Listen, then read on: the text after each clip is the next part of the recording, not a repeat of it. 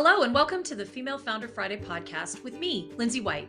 I'm passionate about helping female entrepreneurs be great leaders, build high-performing teams, and create inspiring workplace cultures through innovative talent programs and practices. Because when people feel like they belong at work, they deliver their very best and businesses thrive. The Female Founder Friday podcast is all about connecting with the most incredible female entrepreneurs to talk about their journey to creating their own business, the mistakes they've made along the way, and how they view their own leadership. And I'm challenging all of my guests this season to take my leadership style quiz. And during each episode, we'll be digging into their leadership style and how it impacts the way they lead in their life and their business. And if you're interested in learning more about your leadership style and want some of my top tips to help you lead more effectively, you can take the quiz right now. Just check out the show notes or head over to 𝐓𝐫𝐢𝐬𝐡 and click on the button at the top of the page that says Take the Quiz.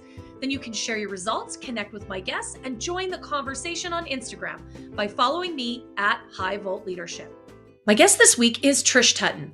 Trish is an amazing mindfulness teacher and speaker who's founded a beautiful business that helps a variety of organizations and individuals really learn how to use mindfulness to reduce stress and anxiety so they can really thrive in their life and at work. And Trish saw the results of stress and burnout in her own coworkers, and she really realized that it was her own mindfulness and yoga practice that was really keeping her from experiencing that same level of stress. She really saw an incredible pattern. And that's really where her practice was born. Now she supports so many others as they use mindfulness as a powerful tool to manage their daily lives and really keep that stress and burnout to a minimum.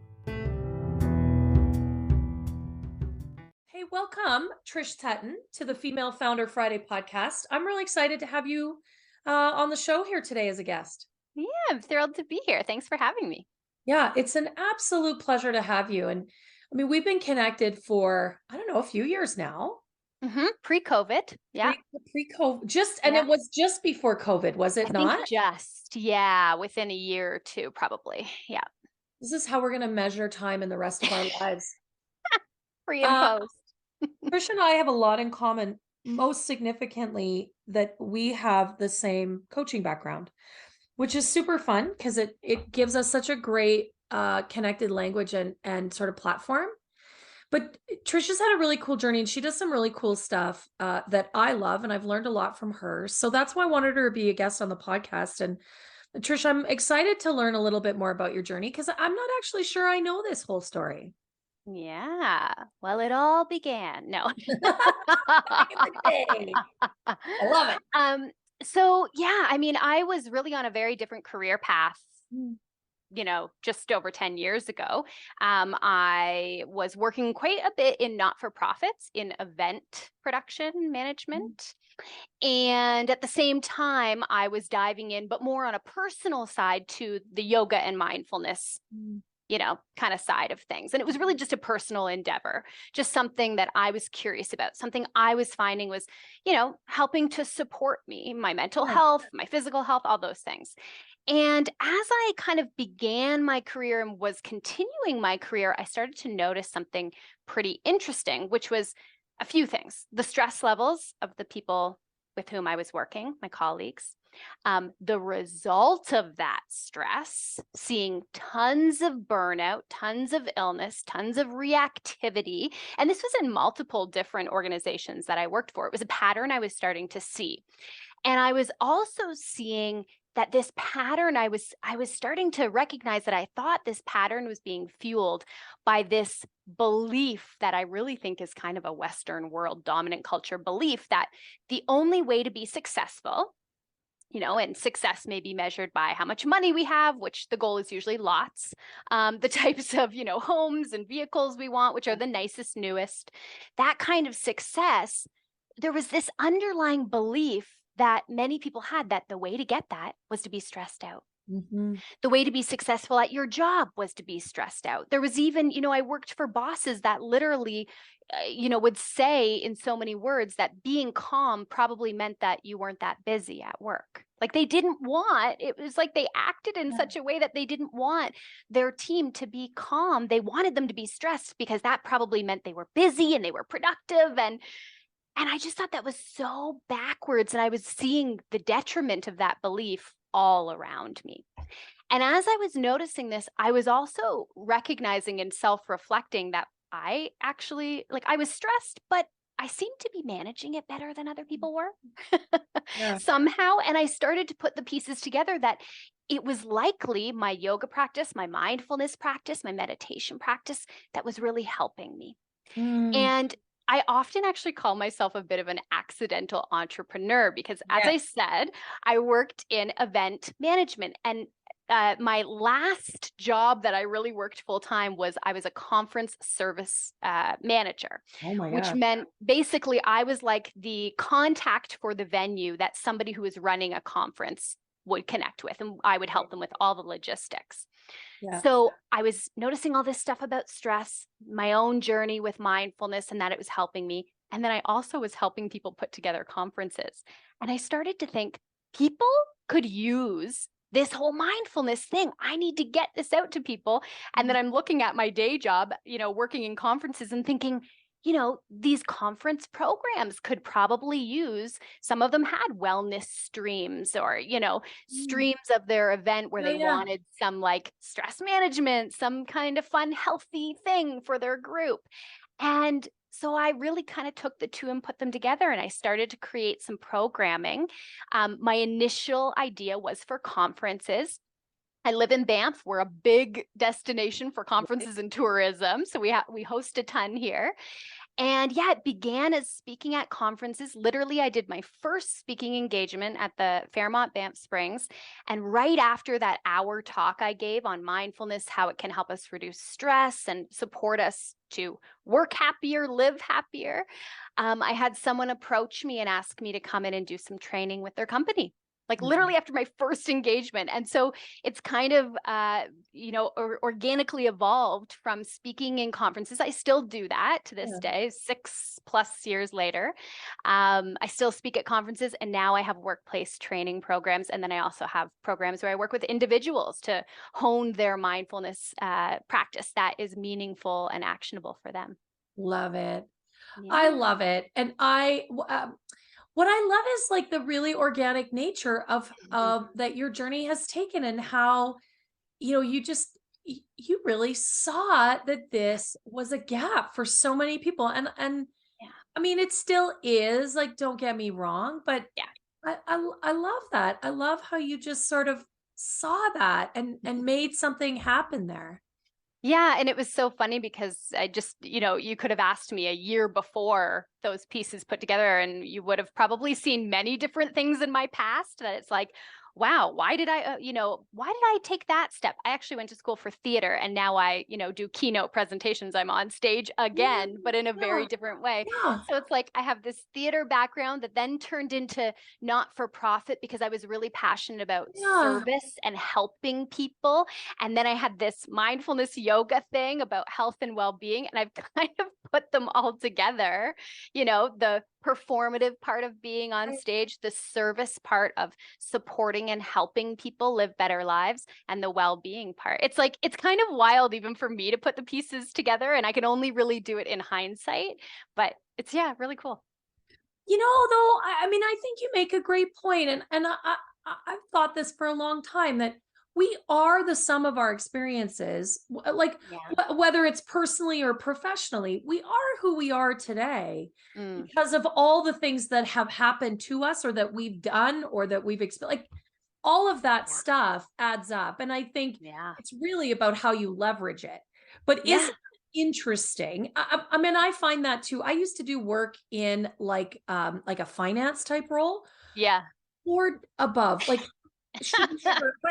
But you know what? Like, now as an entrepreneur, as a small business owner, I know how to read a P&L statement. I Yeah. know what a debit and a credit is. I understand what some of those reports and that financial analysis. Now, I'm not an expert, nor do I desire to be, but I know what they look. And so you're right. Yeah. It's like how we leverage all those little pieces of our background Yeah.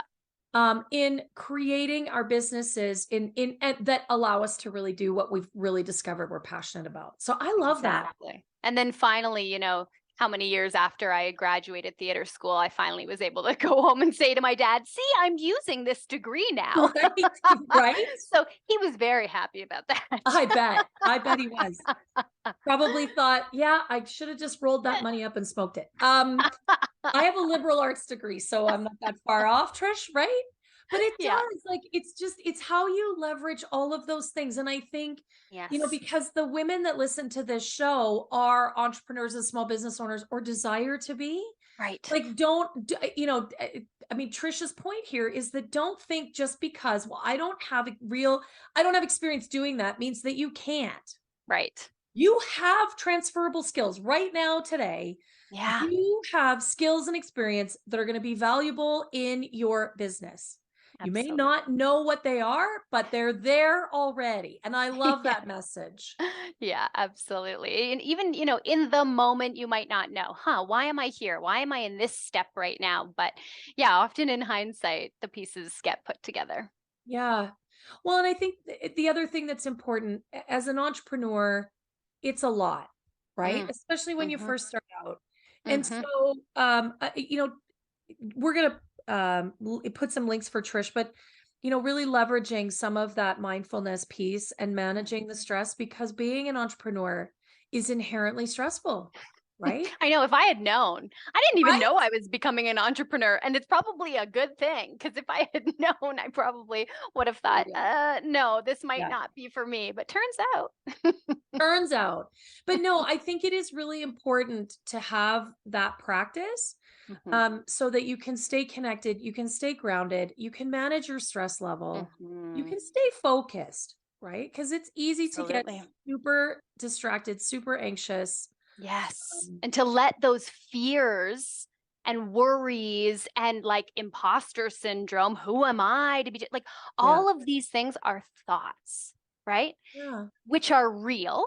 It is a very real thing to have a thought like, who am I to start this business? I don't have the experience yet, right? It's a real experience to have those thoughts that can turn into fears that can really halt us in the process of beginning a business.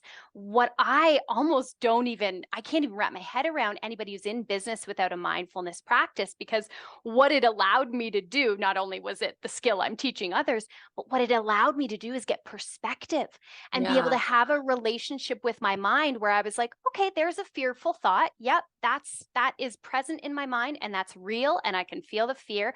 And that thought about I'm not good enough, as an example, that thought is not necessarily true. Yeah. And so that is what my mindfulness practice has really given me, that ability to go, okay, thought, you're allowed to be there, but I'm not going to act on that thought. I want to make a different choice because I know the goals that I've set for myself and where I'm headed. Totally. Well, and in our coaching practice, right, we talk about the saboteur, that inside voice, that negative internal conversation. I had a client that called it the pain tape. Which makes sense. It's just, it's on, because it's on repeat. Yeah, it's like a top 10 hits. We've all got our top 10 hits. Exactly. And it's just, it's present for everyone. I mean, that is the human condition, is we all have that negative inside conversation. Call it the saboteur, call it, I think Brene Brown calls it gremlins. Ariana Huffington calls it the mean roommate in your head. Yes. Right. The itty bitty shitty committee, right? Like, everybody has a different label for it, but we all have this inside conversation that in some way, shape, or form tells us we're not enough. We're not good enough. We're not smart enough. We don't have enough experience. We're not skinny enough, like all of it, right? Like all of it. We're not a good enough bum. Like, man, I mean, you could fill an entire podcast episode with the not enoughness. But you're right. Like, having the practice of being able to sort of hear it, label it, and then say, is that really true? Yes or no? Actually, it's not. And I have things to do that I'm not going to allow that conversation to slow me down. I mean, whatever format that takes for you, I think that's an important thing to think about. Yeah. And I think a lot of people, there's these misconceptions around meditation and mindfulness that when you meditate, you have to totally quiet your mind and shut off your mind. It's like, it's not possible. What you're really doing is, it is possible when you're dead. Yeah. So let's not rush to get there. No, no. So it's more about observing your mind and not being so attached to all these thoughts, right? The thought that says, I'm an imposter. Why would they hire me? I'm not good enough. Just noticing it and noticing that that's a part of you and that's some fear and that's normal to be a bit fearful. And we can kind of have a bit of a sense of humor about it, maybe a lightheartedness about, okay, yeah, I get that there's a part of me that's afraid, and I get that I really want to follow this path and build this business, whatever it is. And I'm gonna notice that I'm fearful, and maybe I'm just gonna do the thing anyway. Yeah. And you know what? Isn't that exactly it? I mean, Yeah. being an entrepreneur in so many ways is a leap of faith. And Mm-hmm. you have to be a little afraid, because if you're not a little afraid, you're not taking risks. Like, that's the Yeah. truth. Maybe you don't care enough. Yeah, like, and you're not being innovative right, you're not pushing the limits. Pushing You're yourself. not on the Yeah. leading edge enough. If Yeah. you're not a little bit scared, Yeah. but not allowing that fear to keep you from doing the thing that Right. gets you to your goal, that Right. gives you an opportunity, that challenges you in a new and Right. different way. I mean, a lot of the women I work with are leaders.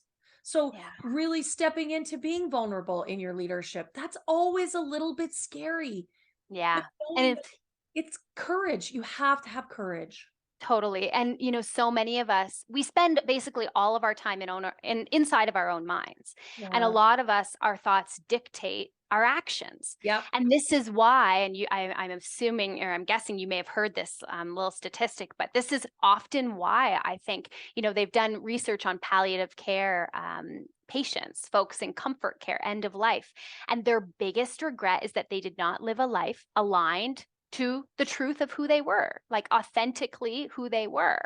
And it's like, yeah, what gets us in the way of doing that? Probably a lot of these thoughts that, we just kind of let dictate our life, the fear of not starting that business, right? And then getting to the end of your life and being like, man, that's really what I wanted to do. So the stakes are kind of high They too, are. They right? totally are. Yeah. It's the fear. And I think also the shoulds, the societal Yes. norms, the gender Yes. specifications. Yes. If you are not doing something because it's I should or I shouldn't, Right. that right there is Yeah. your own brain getting in your way. It really, Yeah. and it's really biological, isn't it, Trish? Yeah, totally. It's totally human of us. Yeah, we're talking about Self-protective. biological psychology. Yeah. Yeah, yeah, yeah. It's self-protective, and so that's, part of mindfulness too is compassion. And that's where compassion comes in. It's like, of course I'm afraid. Yeah, I'm human. I'm not a superhero. Like, that's okay. And I can do things to comfort myself and, understand like, oh, what's the phrase I use? One of my teachers shared this with me, like, how human of me. Right. So when you mess up, when you Yeah. feel fear and you don't want to take that leap and you have imposter syndrome, it's like, yeah, how human of me. So does every single one Yes. of the other 8 billion people in this On world. this planet. Yeah, like, for real, know that Yeah. you're not alone. You're in Right. really good company. Right. But it can feel lonely. So it's helpful, I think, to Right. remind ourselves of that. Right. It's like, oh, yeah, I'm not the only one who feels this. It totally. I absolutely love it. We're gonna switch gears a little bit now. Trish is gonna tell us about her leadership coaching style because she took the quiz already. If you want to know what your leadership style is, you can take the quiz. Go to the show notes. There's a link there. Go to the website, highvoltageleadership.ca. There's a button at the top of the page that says take the quiz. Takes a couple minutes. It's fun. It's interesting. You're gonna learn something about yourself. And I'm gonna send you some of my top leadership tips to help you be a better leader right now. And then you can compare, because Trisha's going to tell us what her leadership style is. And it's no surprise to me at all. Yeah, yeah, I got coaching, Yeah. which is both something I think that kind of comes naturally, but is Right. also something I've worked. I mean, as you mentioned, we've Yeah. done similar programming and courses, something I've worked on as well, and continuously trying to hone that skill. Yeah. What does that mean for you as a leader? Like, as you build your own business, but also as you go into other businesses, what does the coaching Mm-hmm. style mean for you? I mean, I think about self-coaching, like coaching myself sometimes about asking questions and getting curious. Yeah. And I think, what's interesting too, I work in an industry that can get very prescriptive and advice giving. Is that a word? I think I just made it up. Advice You giving. made a new word. That's Mhm, super fun. Yeah, the etymology of the word just began right now, Lindsay and me on podcast. But it can be very like, yeah, advice givey. Like it's just like, oh, here's what you should do. Here's what. And so and there's lots of practices and lots of tools that I teach. So it could be very easy to get into the place of what's your challenge? Somebody tells me, okay, here's what you do, which in some cases is helpful, but the more coaching side of it is helping that person, whether they are, maybe there's somebody who's hiring a speaker for their next event, and that's, they're kind of doing an interview with me, finding out, am I the right fit? Or maybe it's an HR professional looking for workplace training programs for the mental well-being of their team, or it's an individual wanting to hone their mindfulness practice.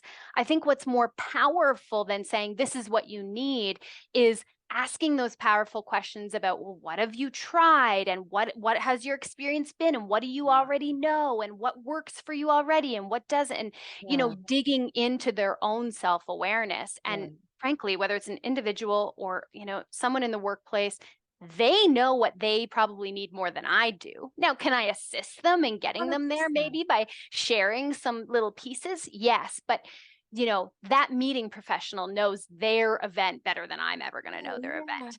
That HR professional knows their team better than I'm ever going to know their team. That individual knows themselves, whether they maybe think they do or not, knows themselves better than I'm ever going to know them. So yeah, I think I've kind of switched. And again, my work is inherently, I am teaching. I am a teacher at heart. So I'm teaching things, but I think asking the powerful questions first helps whoever I'm speaking to, helps them understand themselves and their situation better, and then informs what I might teach them after in a more clear way. I love the way you frame that. I think that's brilliant. And I love the distinction you make. There's between the coaching and the teaching. You Right. could layer in consulting depending on what you're doing.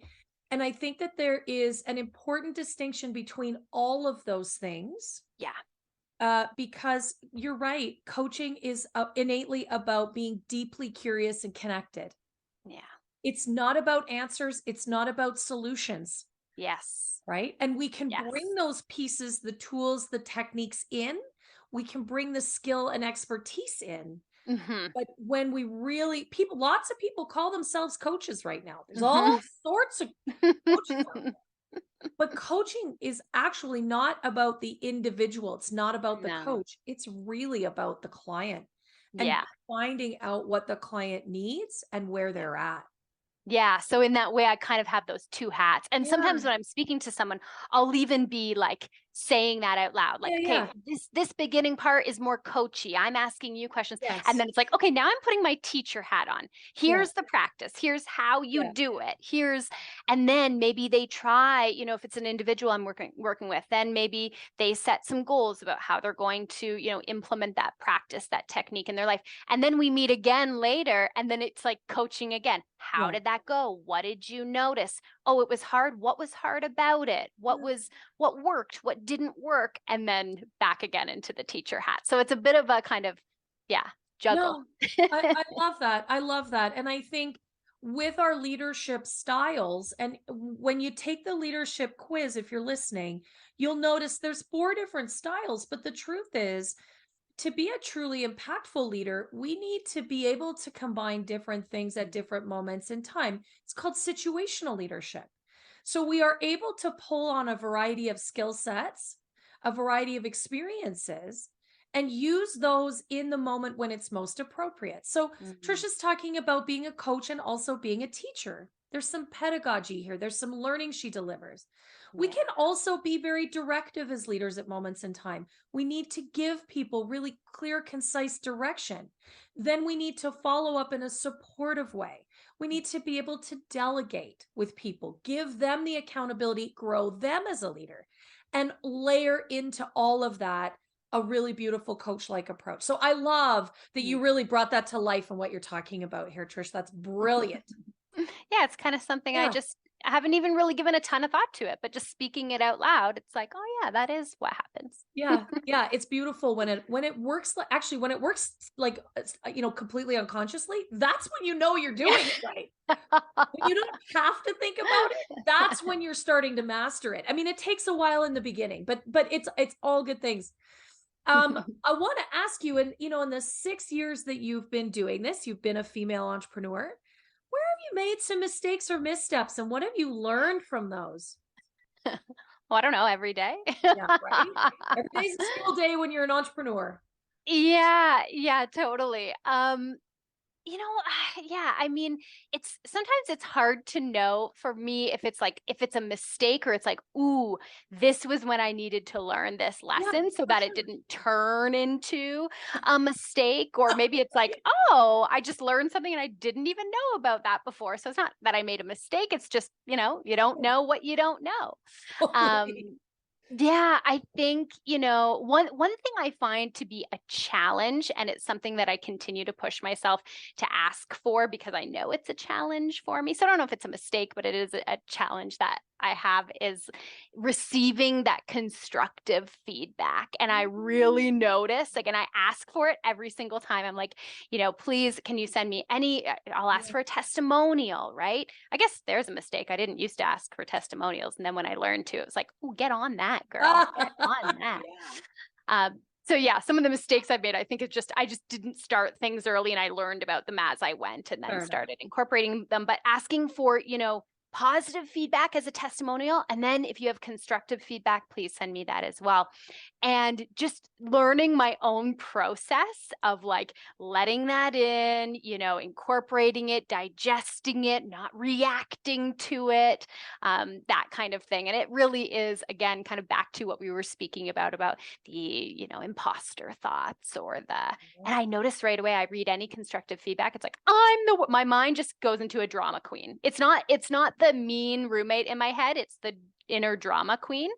I'm the worst. Why am I, just, she kind of throws her hand over her forehead and falls and faints into the fainting chair. It's the worst day ever when I love it. The diva response. Yeah. And I guess one mistake I've made in the past is just really letting that part of me take over. Yeah, I get carried away. For the rest of the day.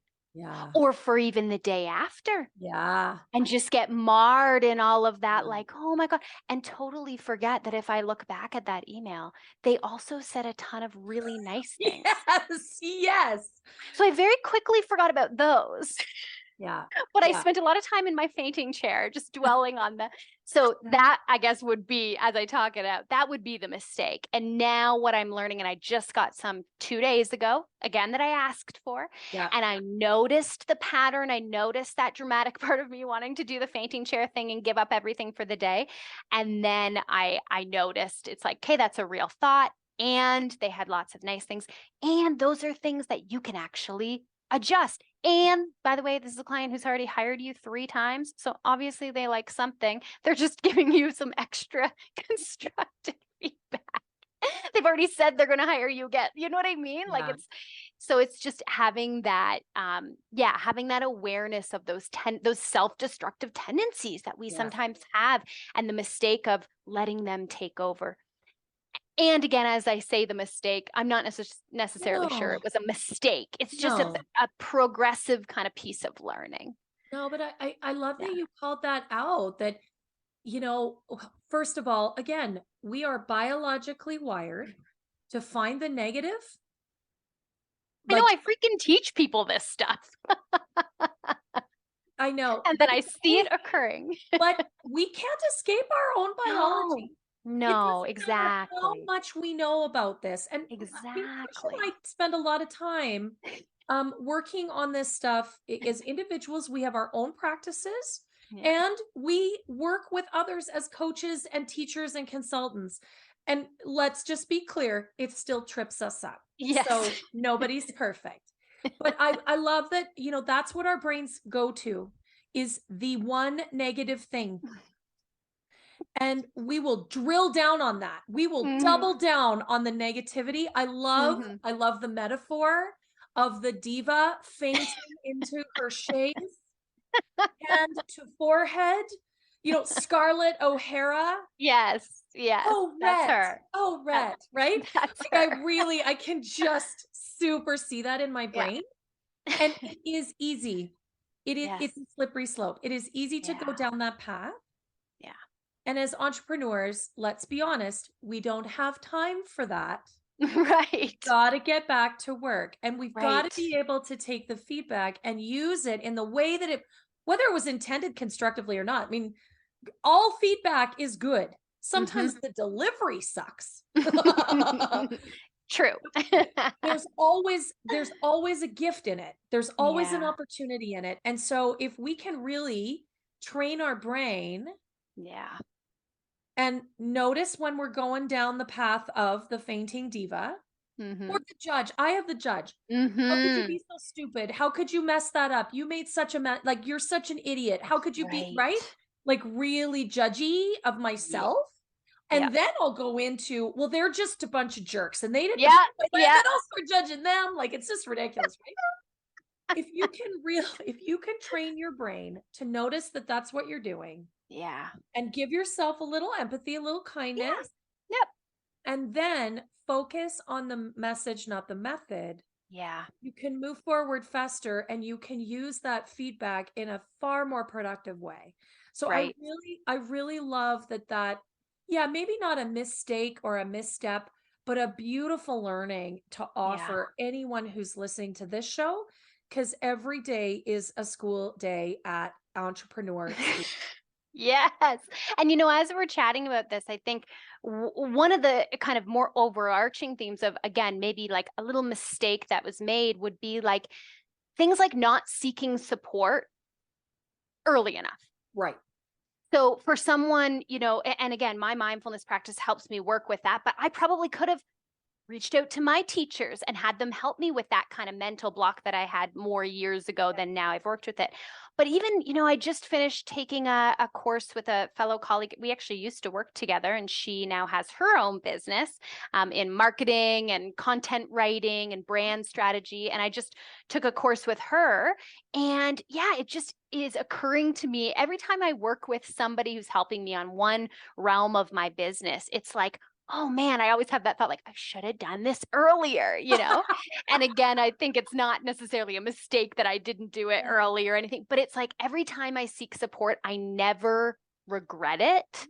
It always takes me forward. So I guess, that would be one piece that I would say to anyone who's new starting a business, like, seek support, choose maybe one area. You don't have to choose all the areas, but choose one area, look for a bit of support. If it's that mindset thing, a coach, a teacher like myself, someone to help you with that. Or if it is, your brand strategy, that's where my mind is from this course, do that, but seek support from people who know more than you, and it will automatically become less of a struggle. I love that. And I do hear that's a frequent theme on this show is I didn't get help soon enough. Right. So, help with your mindset, help with your brand and marketing, help with your operations. Right?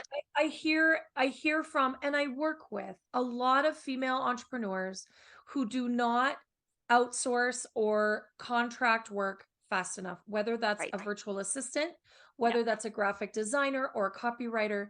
Really try and hang on to things that are not their zone of genius, are not their true passion for longer than they should. And the truth is, by holding on to that stuff, we hold ourselves back. And yes, inevitably, I wish I had done that sooner. Yes. I wish I had found that help or support faster, because look at how much more productive, how much more focused, how much more, I'm able to connect with clients, whatever sort of the result is. So I love that as a takeaway for today. That's absolutely brilliant. Thank you. Thank you so much for all of this. This has just been such a beautiful conversation. Yeah. I really appreciate having you as a guest here today. It's been such a pleasure. It's been so fun. Thank you. Yes, absolutely.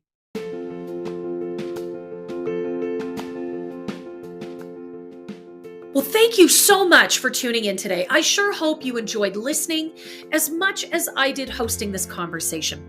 And if you did enjoy today's episode, would you do me a favor? Would you give the episode a 5-star review and share it with all of your friends? I would really appreciate that. I've got a goal to impact 1,000 female founders, and with your help, we can really amplify this message.